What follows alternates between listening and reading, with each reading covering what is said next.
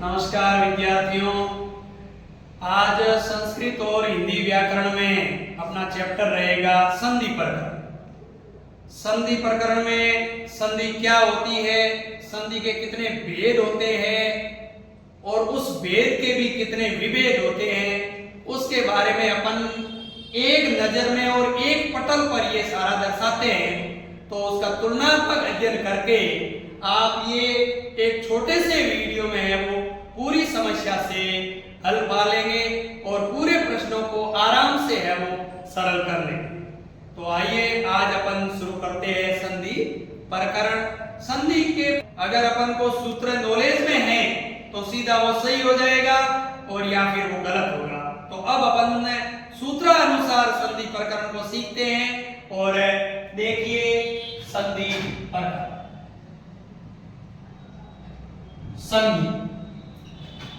संधि दो वर्णों या अक्षरों का मेल होता है। यानी संधि वो चीज है, संधि वह प्रकरण है जिसमें दो वर्ण या दो अक्षरों का मेल होता है। दो वर्णों या अक्षरों के मिलने से जो विकार या परिवर्तन होता है वो संधि कहलाती है। अब दो वर्ण कैसे होते हैं, जैसे प्लस से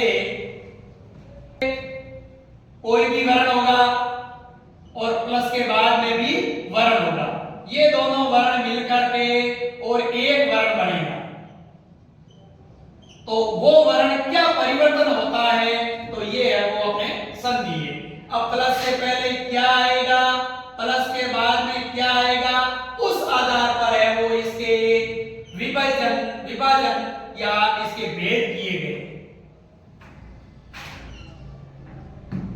अब अगर पहला भेद है इसका स्वर संधि, दूसरा है इसका भेद व्यंजन संधि और तीसरा इसका भेद है विसर्ग संधि।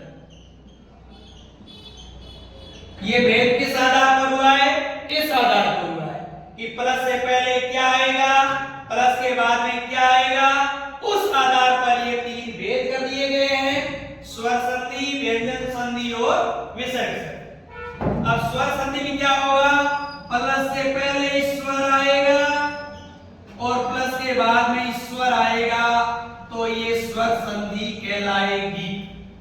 और व्यंजन संधि में क्या होगा, अगर दोनों जगह व्यंजन आता है तो भी व्यंजन संधि, अगर यहां स्वर आ जाए और यहां व्यंजन आए तो भी व्यंजन, और यहां व्यंजन आ जाए और यहां स्वर आ जाए तो भी व्यंजन संधि कहलाती है। व्यंजन संधि में क्या होता है, दोनों जगह व्यंजन आओ, चाहे दोनों में से एक जगह व्यंजन आता हो तो भी वो व्यंजन संधि कहलाएगी। और विसर्ग संधि देखते ही पता चल जाएगा, प्लस से पहले अगर विसर्ग होता है तो वो विसर्ग संधि कहलाएगी। अब देखते ही पता चल जाएगा, प्लस से पहले विसर्ग है तो वो विसर्ग संधि में जाएगी, सोचने की बात नहीं। अब व्यंजन संधि में क्या होगा, प्लस के इधर या इधर दोनों में से या दो जगह या दोनों में से एक जगह भी व्यंजन है तो वो व्यंजन में जाएगी। और स्वर संधि में क्या होगा, पहले भी स्वर आएगा और बाद में भी स्वर आएगा तो वो स्वर संधि के अंतर्गत आएगा। अब जैसे इसके उदाहरण में हिम प्लस आले, इसका मतलब प्लस के जस्ट बाद आ, जो स्वर है प्लस से जस्ट पहले मैं के अंदर ए जुड़ा हुआ है तो ये भी स्वर, ये भी स्वर, तो ये स्वर संधि। व्यंजन में जैसे उद, जैसे उद प्लस ज्वल, उद प्लस ज्वल, ये भी व्यंजन, ये भी व्यंजन, इसका मतलब व्यंजन संधि। अब इसमें कह प्लस चित, इसका मतलब प्लस से पहले विसर्ग, इसका मतलब वो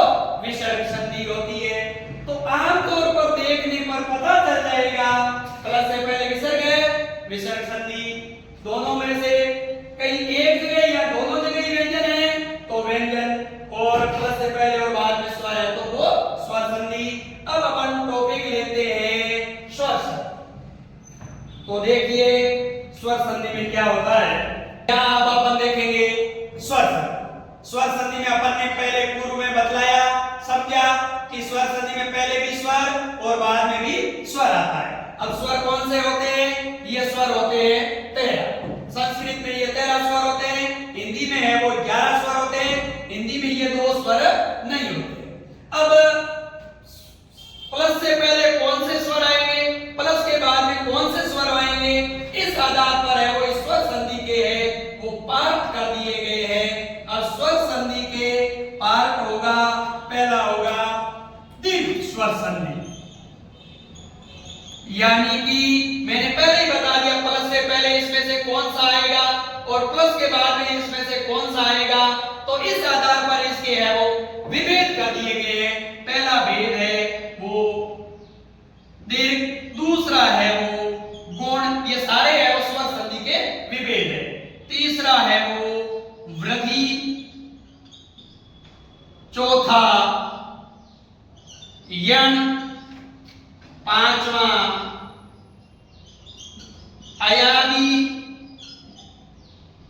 छठा मुख्य रूप से जो भेद है वो विभेद बताएंगे अपन, पूर्व रूप, और अगला है वो पर रूप। मुख्य रूप से ये इतने भेद है इसके। अब इन भेदों में प्लस से पहले कौन सा आए और प्लस के बाद में कौन सा आए तो ये होगा, और इनमें से कब यहां कौन सा आए या कौन सा आए तो ये कब होगा, ये कब होगा, इस आधार पर है वो इन स्वरों के आधार पर। इन सभी में ही ये सभी भेद है वो स्वर संधि के, इसलिए इन सभी में ही प्लस से पहले स्वर आएगा, बाद में ही स्वर आएगा। अब कौन कौन से इसमें पहले और बाद में आएंगे, कौन से इसमें पहले बाद में आएंगे, वो है वो इस आधार पर इसके भेद है। अपन एक नजर में एक पटल पर है वो इसको आराम से सीख जाते हैं।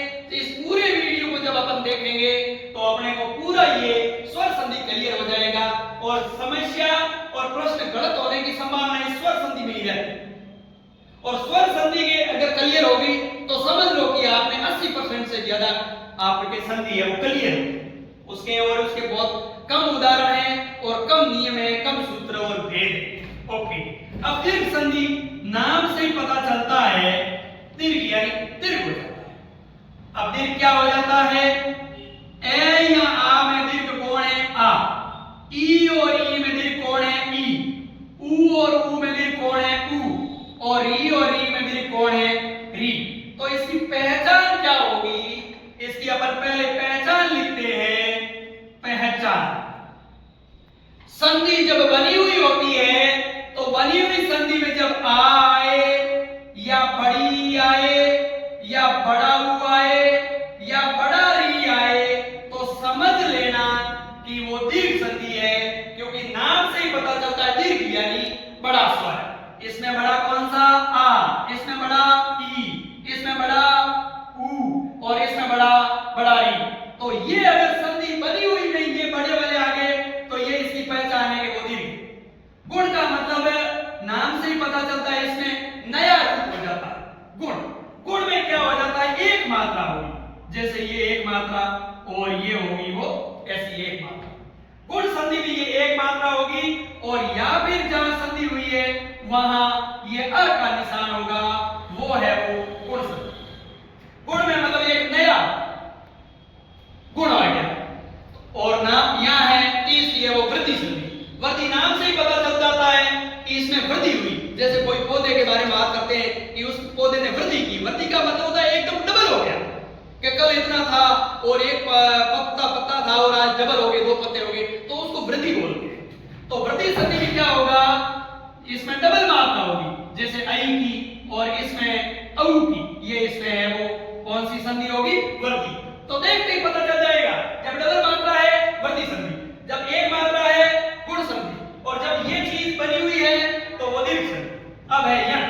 यण में भी अपन देखते हैं यण में कौन से वर्ण होते हैं। जब वर्ण विचार के बारे में अपन ने पढ़ा था, इसमें क्या होता है, यण में वो 4 वर्ण होते हैं, य व र ल, यानी इसकी पहचान आधे अक्षर के बाद, यानी पहले आधा अक्षर आएगा, आधे अक्षर के बाद क्या आएगा, य व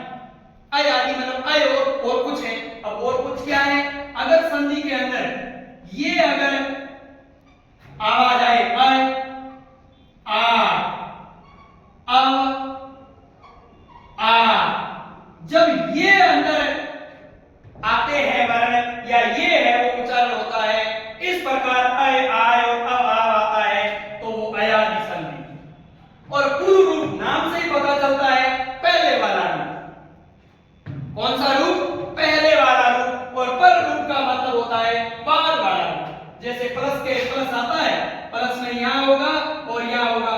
जब पूर्व वाला रूप हो जाता है तो वो पूर्व रूप संधि, और इसमें भी ये प्लस होगा, एक यहाँ अक्षर होगा, एक यहाँ अक्षर होगा। पर का मतलब होता बाद वाला, पूर्व का मतलब होता पहले वाला। ये दोनों मिल करके, ये दोनों मिलेंगे, लेकिन वर्ण कौन सा, अक्षर कौन सा आ जाएगा, ये पहले वाला सेम आ जाएगा। और इसमें ये दोनों मिल करके कौन सा आ जाएगा, ये वाला आ जाएगा। ये चीज है। अब इसमें पूर्व रूप और पर रूप। पूर्व रूप में क्या होता है, जैसे पहले एक ही मात्रा और फिर होगा जैसे अरे और अब, तो इसमें उसके बाद में क्या होगा, ये अवग्र की, ये ऐसा होगा। और या ओ, जैसे पहले ओ या फिर ए, ये एक ही मात्रा या ओ की मात्रा, उसके बाद में ये होगा, क्या होगा, अवग्र। और पर रूप में क्या हो जाएगा, पर रूप में ये दोनों संधियां हैं, वो आगे जो संधि आई है उसका अपवाद है। इसका मतलब मुख्य रूप से आपकी ये संधि ही इधर वाली मानी जाती है। इधर वाले तो निश्चित उदाहरण है, और निश्चित उदाहरणों को अपन आराम से समझ लेंगे, क्योंकि ये है वो इसका अपवाद है। और यहाँ पर रूप आता है यानी बाद वाला रूप। तो आपको यहाँ इतना ही समझना है कि यहाँ पहले वाला रूप आएगा और वह आएगा वो बाद वाला रूप आएगा। उसकी पहचान है वो अपन उसके उदाहरण के आधार पर करेंगे तो अच्छा रहेगा। पूर्व रूप। अब अपन ने इसमें क्या क्या आता, हाँ, अब दीर्घ संधि में पहचान ये है कि ये तो संधि बनी हुई भी, ये आगे तो दीर्घ कह देंगे, ये आगे गुण कह देंगे, डबल मात्रा हुई तो वृद्धि कह देंगे। आधे अक्षर के बाद में ऐसा यदल आ गया तो अपन यह कह देंगे। आय आय अब आपकी भाव या ये अगर उच्चारण होता है तो अयादि कह देंगे। तो यहाँ दीर्घ संधि में कौन से पहले आएंगे प्लस से और कौन से बाद में आएंगे, तो दीर्घ संधि में क्या होता है, इसका सूत्र है अकह सवर्णे दीर्घ, अकह सवर्णे दीर्घ, अकह सवर्णे दीर्घ, यानी अक आएगा और अक के बाद में सवर्णे यानी सेम वर्ण आएगा। अक के बाद में सेम, अक कौन होता है, ए या आ के बाद में सेम ए या, तो दीर्घ होगा। ई के बाद में सेम ई, तो दीर्घ होगा, क्योंकि सवर्णे मतलब सेम बाद में। ऊ के बाद में सेम ऊ, रीरी के बाद में सेम रीरी, तो आपका दीर्घ पूरा हो गया। तो यहां अपन लिखते हैं पहला ही पहला होगा ए या आ के बाद ए या आ आए तो क्या हो जाएगा, दीर्घ ये हो जाएगा आ। दूसरा ई के बाद में सेवन सेम हो, तो दूसरा इसका हो जाएगा छोटी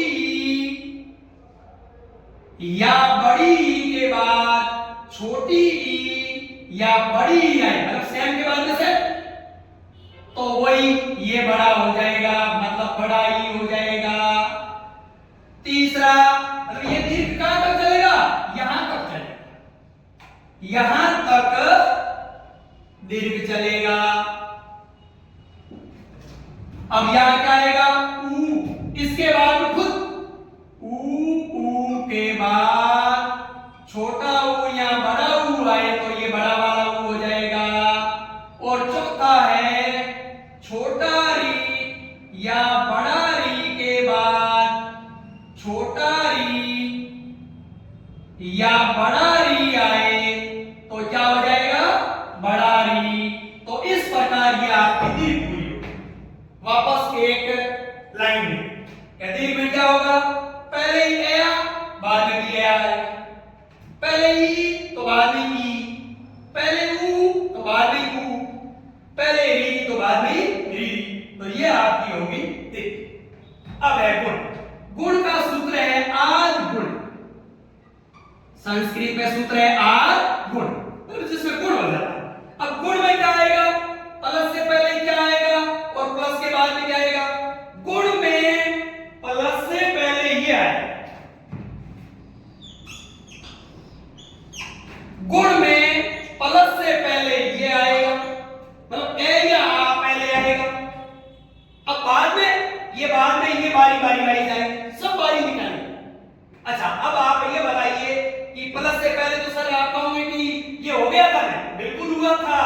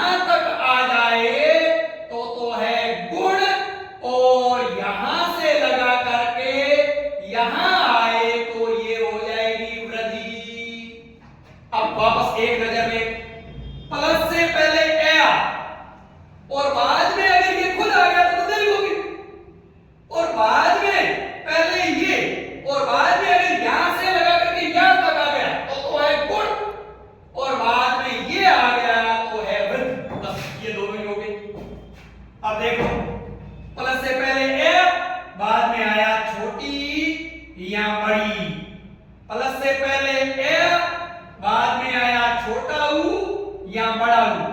प्लस से पहले ए, बाद में आया छोटी री या बड़ी री, और प्लस से पहले आया ए और बाद में आया लरी। देख लो, पता चल गया ना। देखो, प्लस से पहले ए आया, बाद में ये आया, बाद में ये आया, सब बारी निकाल रहे, फिर री आया और फिर लरी आया। अब हो क्या जाएगा, ये हो जाएगा, यहां हो जाएगा ए मतलब एक मात्रा, यहां हो जाएगा ओ मतलब ये ओ की मात्रा, यहां हो जाएगा अर मतलब ये कैसी मात्रा, ये ऐसी, और यहां हो जाएगा अल। तो ये आपका हो गया गुण। अब वृद्धि में ये दिख रहा है ना, प्लस से पहले ए, बाद में आएगा ये, तो वृद्धि वापस। इसके बाद ये आया तो गुण, ये आया तो वृद्धि। और लिख लो इसका पहला सूत्र, और इसका सूत्र है वृद्धि रेचि। वृद्धि रेचि ये सूत्र है। प्लस से पहले ए या आ, तो बाद में क्या आएगा, ए आए या आई आए तो हो जाएगा आई, यानी डबल मात्रा, जैसे ये। अब दूसरा सूत्र, प्लस से पहले ओ ही आया और बाद में आएगा कौन, ओ आओ भलाई औ आओ, हो क्या जाएगा औ मतलब ये ऐसी मात्रा। अब आपका आ गया यह तीनों संधि अपन समझ। तीनों में क्या था, ए के बाद में ए आए फिर, ई के बाद में ई आए फिर, ऊ के बाद में ऊ आए फिर, री के बाद में री आए फिर, इस पहले ये आए और बाद में ये खुद नहीं आए, तो क्या है, यहां से लगा कर यहां आए तो गुण, और पहले ही आए और यहां से लगा कर ये आए तो वृद्धि, और हो क्या जाएगा ये। अब आप देख लो, प्लस से पहले ए आ गया। अब बाकी वाले स्वर कहेंगे कि हम प्लस से पहले हम भी आएंगे, हमारी भी बारी आएगी। अच्छा, तो बारी अब कौन लेगा प्लस से पहले आने की, ये सब बारी लेंगे प्लस से पहले आने की। अब बारी लीजिए, बारी लेगा ये और ये। अगर प्लस से पहले यहां तक पहले आ गए, प्लस से पहले ये आ गए, तो होगा यण, और प्लस से पहले अगर ये आ गए पहले, अभी बात हुई थी इनकी लेकिन वो बाद में आई, अब बात हो रही है प्लस से पहले आने।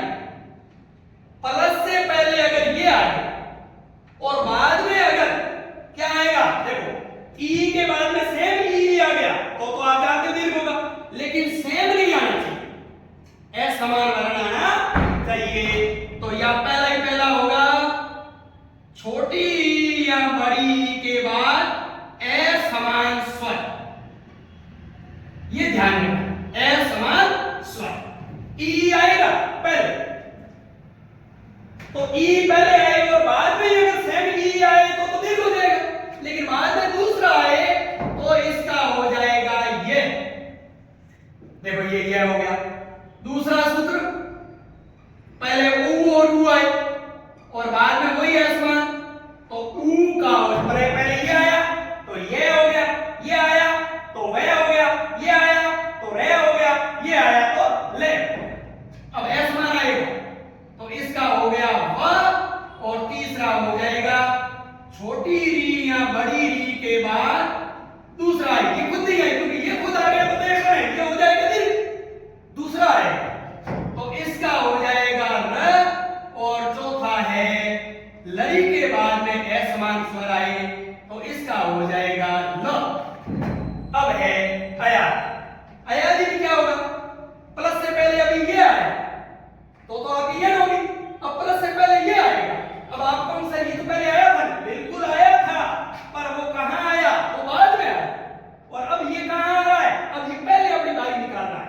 तो यहां ए आई ओ औ ये पहले आए और बाद में कोई भी स्वर आए, सेम भी आ सकता है, तो ए का हो जाएगा आय, आई का हो जाएगा आय, ओ का हो जाएगा औ का हो जाएगा आ, और जो स्वर होगा वो आगे वाले आधे अक्षर यानी हल वर्ण में जुड़ जाएगा।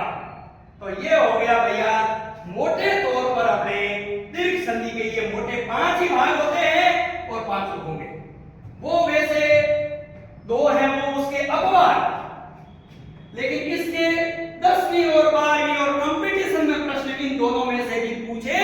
जाते हैं, क्योंकि ये अपवाद के प्रश्न माने जाते हैं। इस प्रकार से इनका ये जो विभेद हो गया। अब इसके निश्चित उदाहरण है वो मैं आपको बता दूं, मात्र 2 मिनट का ये है नहीं। अब इसमें क्या आएगा, इसमें ये चीज होगा पद के अंत में, पद के अंत में ए और ओ और बाद में ए हो। देख ये भी फिक्स है, पद होना चाहिए। पद किसे बोलते हैं? पद वो होता, संस्कृत में एक सूत्र है पद सुप्तिंगंतम पदम।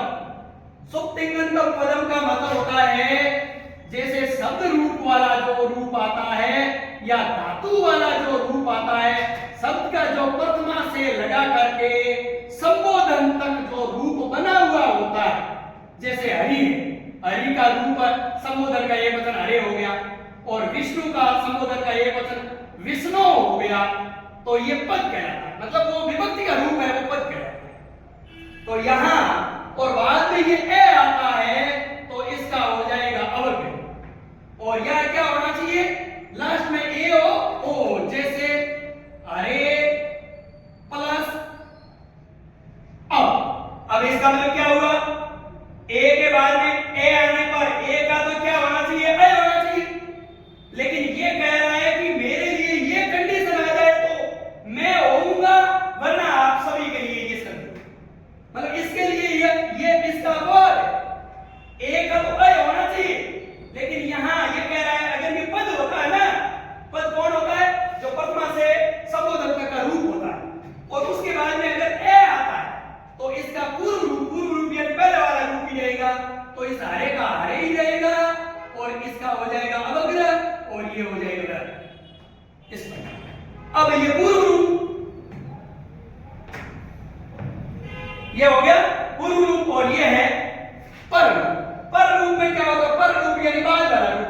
बाद वाला रूप क्या होता है, इसमें नियम है ए अंत वाला उपसर्ग होना चाहिए, ए अंत वाला उपसर्ग, और फिर ए और ओ से शुरू होने वाली धातु होनी चाहिए। मतलब ये दोनों ही पूर्व संधि मुख्य संधि के अपवाद। जैसे ये किसका अपवाद है, इसका। अब ये क्या कह रहा है, ए अंत वाला कोई उपसर्ग हो, मतलब ऐसा उपसर्ग हो जिसके अंत में लास्ट में ए होना चाहिए, जैसे उप। मैं उदाहरण बताऊंगा, इसके फिक्स उदाहरण उप, और ए और ओ से शुरू होने वाली धातु होनी चाहिए, जैसे औषधि। हम औषधि धातु होती है, लटकार का रूप है औषधि, औषध है औसंति। अब जैसे ये देखो ए आया, ए अंत वाला उपसर्ग है और ओ से शुरू होने वाली ये धातु है, तो पर यानी बाद वाला रूप रहेगा, मतलब ओ का ओ ही रहेगा, वरना ए के बाद में ओ आने पर वृद्धि हो रही है। देखो कहां गई ये वृद्धि, ए के बाद में ओ आने पर औ होना चाहिए, लेकिन ये कह रहा है हमारे लिए केवल यही अपवाद है कि अगर ए लास्ट और वो उपसर्ग होता है और ओ और ए से शुरू होने वाली अगर धातु होती है तो इसका पर वाला रूप होगा, तो इसका क्या हो जाएगा, उ ओ से ती। और इसका एक उदाहरण आता है प्रेजते, और इसका उदाहरण आता है विष्णु। विष्णु ये उदाहरण कई बार परीक्षाओं में पूछे गए हैं, विष्णु प्लस अ, इसका ये ओ का ओ ही रहेगा, इसका अवग्रह हो जाएगा, और इसका है प्रे प्लस एजते।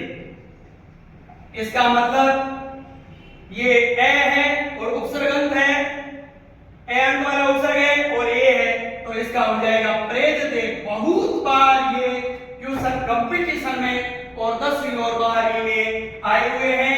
मुख्य रूप से ये संधि है, आप इसको पूरा पढ़ लिया तो इसका मतलब उदाहरण वगैरह सारे प्रश्न क्लियर हो जाएंगे। तो इस वीडियो को आपने पढ़ा, धन्यवाद। अब आपसे इससे आगे वाला जैसे व्यंजन संधि और स्वर संधि के बीच के क्या क्या उदाहरण है वो अपन अगले वीडियो में देखेंगे, इसलिए आप जरूर चैनल को सब्सक्राइब करें तथा बेल आइकन दबाएं ताकि अब नए वीडियो चढ़ाएं, नए वीडियो आए तो आपको नोटिफिकेशन मिलता रहे।